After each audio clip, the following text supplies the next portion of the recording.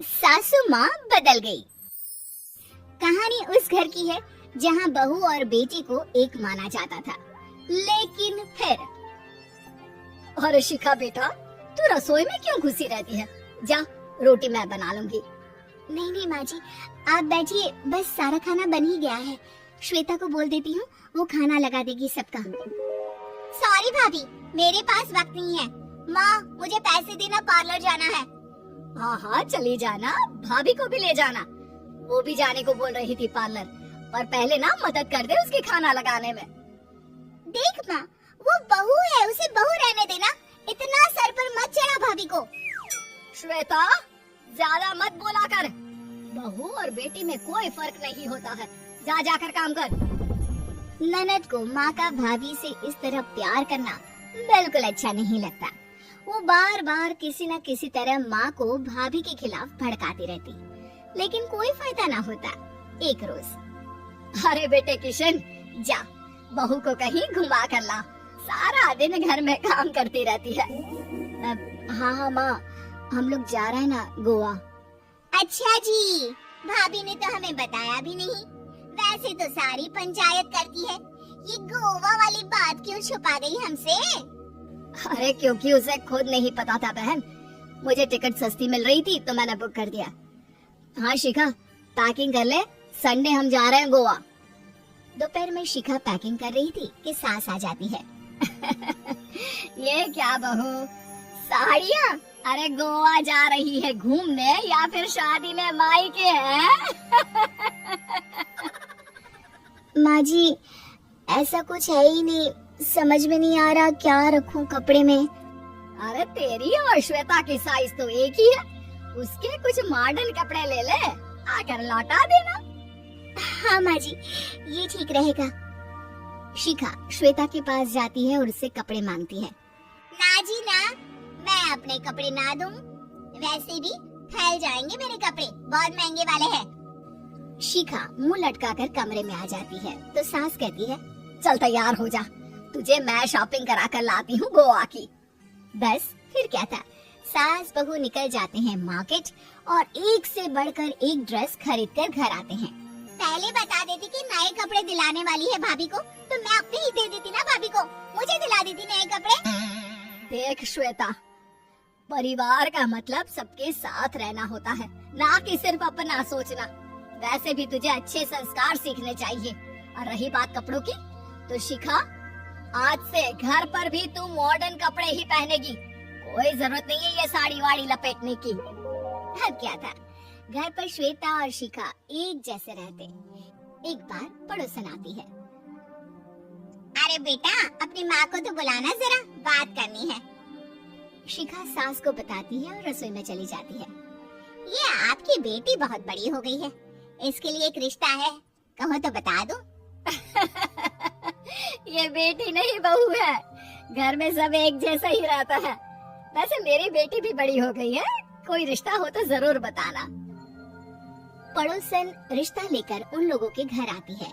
तब श्वेता की होने वाली सास कहती है, तो ये घर है, कितने मंजिल का है? और ये बहू ने आपकी क्या पहन रखा है, जीन्स टॉप?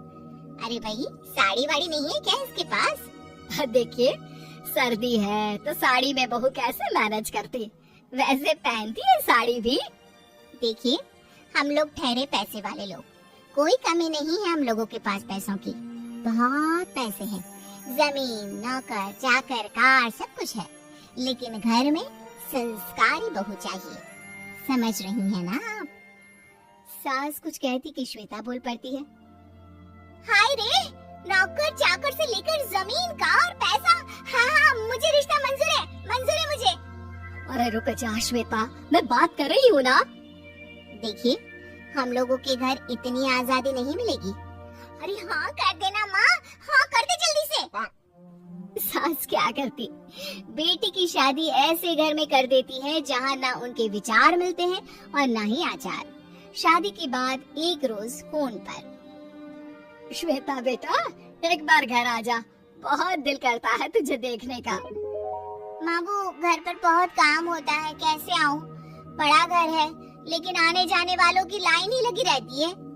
बेटा मैं तो जानती थी उस घर का हाल, लेकिन तू ही नहीं मान रही थी। माँ देख, हर घर का यही हाल है। तेरी बेटी को यहाँ घूंघट हटाने की परमिशन नहीं है और एक तरफ भाभी स्कर्ट पहनकर घूम रही है। बेटा मुझे क्या पता था कि मेरी बेटी को ससुराल के नाम पर पिंजरा मिल जाएगा। अच्छा माँ, फोन रखती हूँ, सास को गर्मा गर्म रोटी खिलानी है। तुम लोगों की तरह नहीं कि एक रोटी बनाओ, एक सब्जी बनाओ, फिर सारा दिन फ्री होकर घूमो। सास फोन तो रख देती है, लेकिन सोच में पड़ जाती है कि एक तरफ बेटी जिसे कोई आजादी नहीं, वहीं दूसरी तरफ बहू जिसे देखकर लगता ही नहीं कि उसकी शादी भी हुई है। अगले रोज। शिखा, अरे ओ शिखा। हाँ माँ, क्या हुआ? कुछ चाहिए आपको? मैं जिम जा रही थी। जिम के कपड़ों में बहू को देखकर सास को घूंघट में अपनी बेटी का ख्याल आता है। देख बहू, घर में बहू की तरह रहा कर। इतने टाइट कपड़े पहनकर जिम जाना पसंद नहीं मुझे। जा जाकर रोटी बना। रोटी? माँ अभी तो शाम की 6 बजे हैं, इस वक्त रोटी? अब क्या मेरे खाने पीने पर भी पहरा है? अरे जब मर्जी तब मैं अपने घर में खा भी नहीं सकती क्या? बहू को अजीब लगता है। वो समझ नहीं पाती कि जो सास कल तक इतनी सपोर्टिव थी, उन्हें अचानक से क्या हो गया। वो किचन में जाती है, गरम रोटी के साथ 2 तरह की सब्जी, रायता, सलाद सब लेकर सास के पास आती है। माँ जी, खाना। इतना सारा खाना? राक्षस समझा है क्या मुझे?